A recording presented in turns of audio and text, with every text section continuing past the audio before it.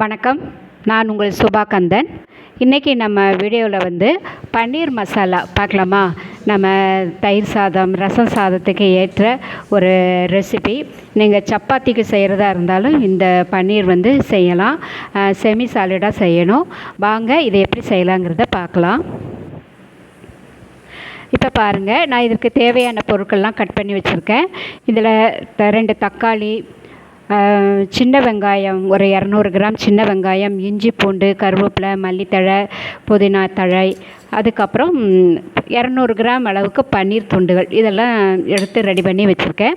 அடுத்தது வந்து பெருஞ்சீரகம், கசகசா வந்து வெந்நீரில் ஊற வச்சுக்கோங்க. கொஞ்சம் தேங்காய் செல் எடுத்து வச்சுக்கோங்க. தயிர் வந்து ஒரு 100 மில்லி அளவுக்கு தயிர் எடுத்து வச்சுக்கோங்க. இப்போ இந்த தயிரில் நம்ம இந்த பொருட்கள் எல்லாத்தையும் கலந்துடலாம். மஞ்சள் பொடியும் சேர்த்துருக்கேன். இந்த மஞ்சள் பொடி கூடயே காரப்பொடி வந்து நான் 1 டீஸ்பூன் சேர்த்துருக்கேன்.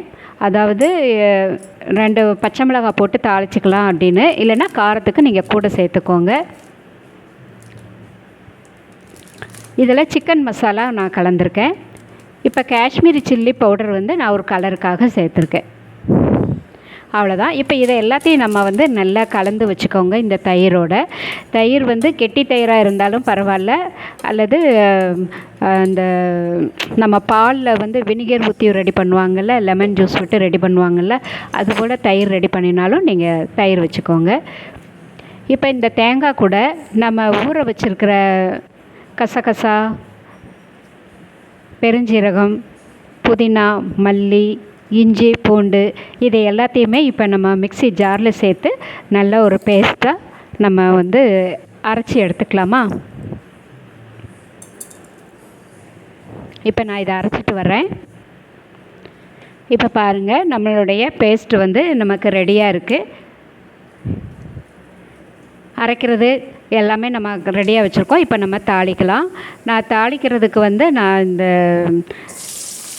கல்பாசின்னு சொல்லுவாங்க இல்லையா, அது போட்டிருக்கிறேன். பச்சை மிளகாய், கருவேப்பிலை போட்டிருக்கோங்க. இது கூடயே இது நல்லா பொரிஞ்ச பிறகு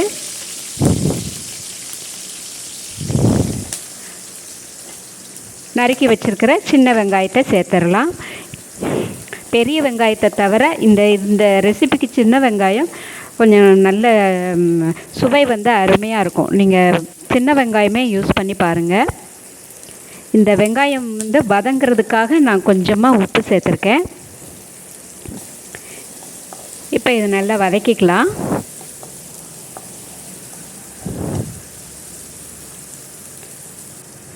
கொஞ்சம் மூடி வச்சிடலாம். இந்த ரெசிப்பியில் வந்து நீங்கள் கொஞ்சம் செமி சாலிடாக வச்சுட்டிங்க அப்படின்னா சப்பாத்திக்கு ரொம்ப டேஸ்ட்டாக இருக்கும். நீங்கள் வந்து நிறைய பேர் பண்ணியிருப்பீங்க, நம்ம பன்னீர் வச்சு ரெசிபி எல்லாம் செய்வீங்க.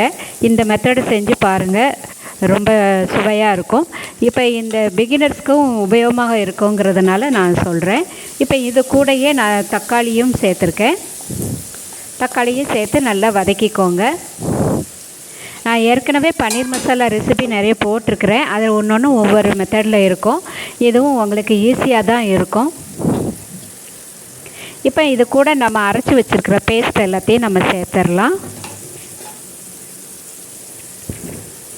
தண்ணீர் வந்து நான் அதிகமாக சேர்க்கலை. நம்ம அரைச்சி வச்சுருக்கிற அந்த மிக்ஸி ஜாரில் உள்ள தண்ணீர் மட்டும்தான் நான் இதில் கலந்துருக்கேன்.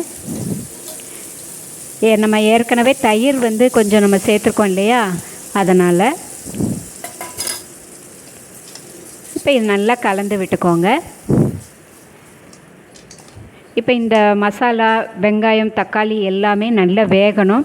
மசாலாவுடைய பச்சை வாடையெல்லாம் போகிற அளவுக்கு நல்லா வேக வச்சுக்கோங்க. அதனால் நம்ம இதை ஃப்ளேமை வந்து சிம்மில் வச்சு மூடி வச்சுருங்க. அது கொஞ்சம் வேகட்டும்.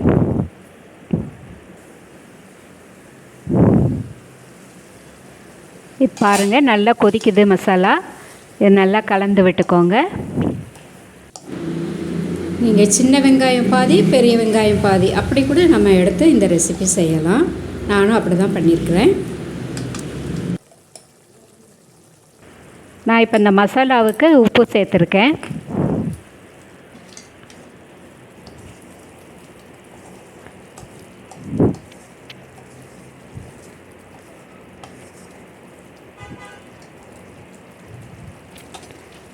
இப்போ நம்ம நறுக்கி வச்சுருக்கிற பன்னீர் துண்டுகளை நம்ம சேர்த்துடலாம்.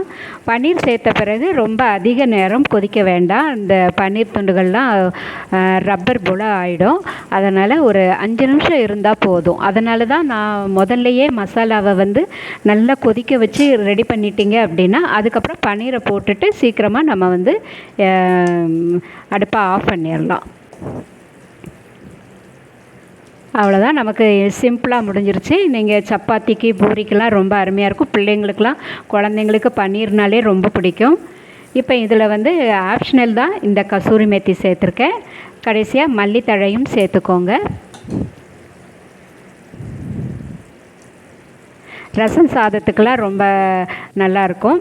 நான் ஏற்கனவே பன்னீர் யூஸ் பண்ணிவிட்டு இந்த மிளகு வறுவல்லாம் போட்டிருந்தேன். சோயா மிளகு வறுவல் பன்னீர்லாம் போட்டிருக்கிறேன். பார்க்காதவங்க அதையும் பாருங்கள். இந்த ரெசிபி உங்களுக்கு பிடிச்சிருக்கும்னு நினைக்கிறேன். பிடிச்சிருந்ததுன்னா லைக் பண்ணுங்கள், ஷேர் பண்ணுங்கள், சப்ஸ்கிரைப் பண்ணுங்கள். பக்கத்தில் இருக்கிற பெல் ஐக்கானையும் ப்ரெஸ் பண்ணுங்கள். அப்போ தான் நான் போடுற புது வீடியோ நோட்டிஃபிகேஷனாக உடனுக்குடனே உங்களை சேரும் ஃப்ரெண்ட்ஸ். நன்றி, வணக்கம்.